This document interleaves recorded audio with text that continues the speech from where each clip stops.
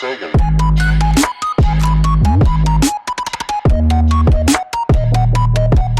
What is up, you guys? It is Clover HD coming at you today with a bit of a strange video.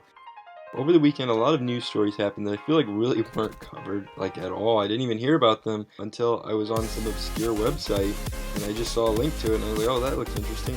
And sure enough, there's all these, well, I saw one. The first one I saw, I'll get to first. It happened in Kentucky. But I saw all these instances, all minor, but still really strange, of people either vandalizing memorial sites or just disrespect all across the country, from vandalism to destruction to theft. And I'm going to get into three stories specifically. One in, like I said, in Kentucky, one in Los Angeles, and one in Virginia. And these are just three that I thought stuck out to me, but there were so many cases. I could make 10 videos on how many of them happened. And I don't know, maybe this happens every year and I just had never noticed it before.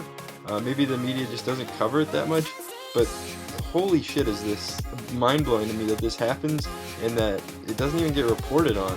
So here's the first one. The first one happened in Henderson, Kentucky, and apparently it's a small town, but they had a memorial site, a grave site, for over 5,000 men and women that had all served in the military. They're all military graves, and the men and women buried there weren't just from the most recent wars. They had been dating back to the Revolutionary War. Like I said, over 5,000 people there, all crosses.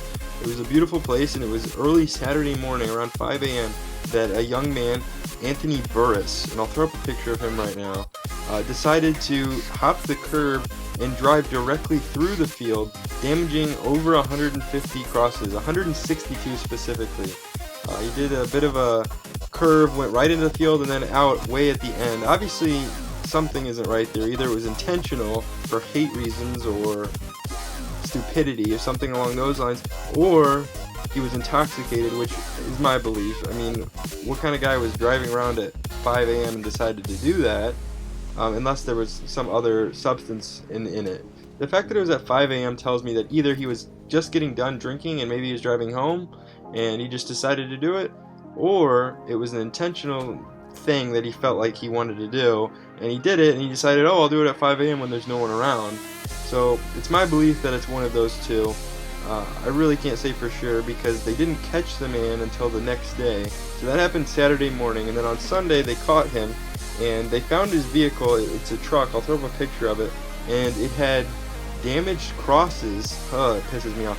Damaged gravestones in his truck bed, and the car had gotten damaged from apparently running through all that shit.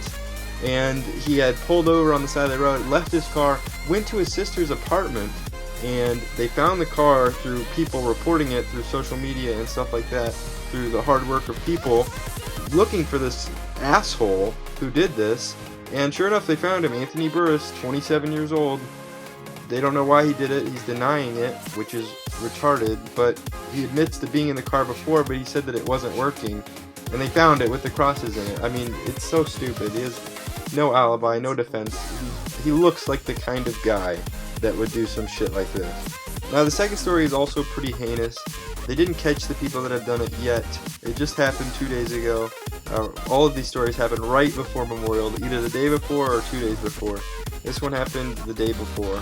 And on Sunday, a Vietnam War memorial in the Venice area of Los Angeles was vandalized with graffiti. They say it's local youth or possibly a gang doing it. I don't even know what the graffiti says. It's just garbage on a wall. Anyway, it was painted, the whole bottom half of it. I'll throw up a picture of that one as well. As you can see looking at the picture, the top half is good. Obviously they couldn't get up there.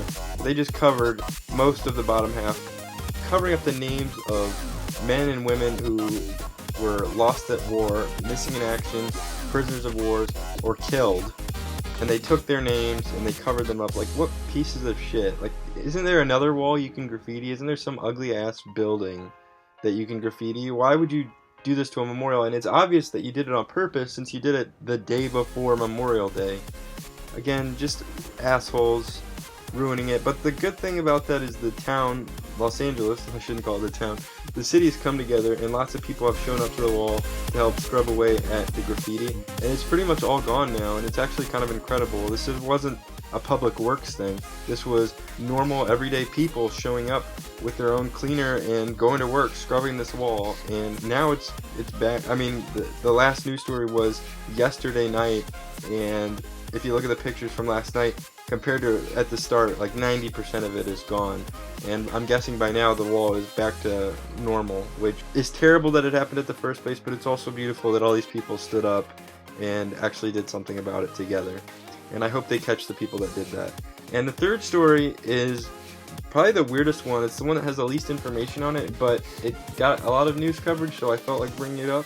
And it happened in Virginia at the Petersburg National Battlefield, and apparently it was looted. Now, I don't really know exactly what was looted.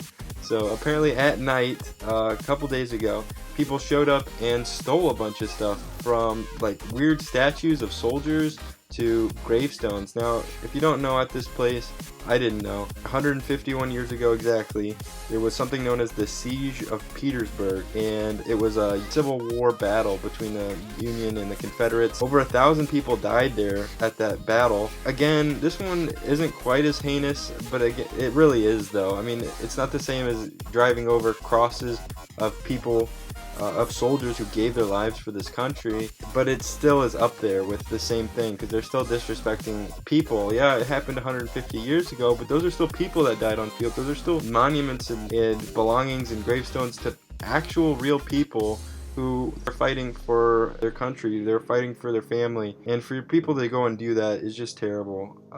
Anyway, guys, I hope you learned something. I hope this story doesn't just fade off. You know, I hope they actually catch the people that did this. Hopefully by talking about it, someone can, you know, hear about it and report it if they know or they think they know who did it. Yeah, guys, I think this is terrible. I mean, whether or not you believe in the wars that there's people who are involved with, or so be it, because I know I sure don't agree with most of the wars that the U.S. has been involved with. But that being said, you don't do this, especially for wars like Vietnam, where the people in that war were drafted. You know, most of them didn't even want to be there. And even if you hated the Vietnam War, it still makes no sense to hate on the soldiers. Hate on the government, not the soldiers, their memories. That's just awful. Anyways, guys, yeah, that's all I can say about that. Again, I hope this story gets some attention and at all from anywhere. And if you did enjoy, please drop a like. If you like puppies, don't forget to subscribe. Have a great day, guys. Peace.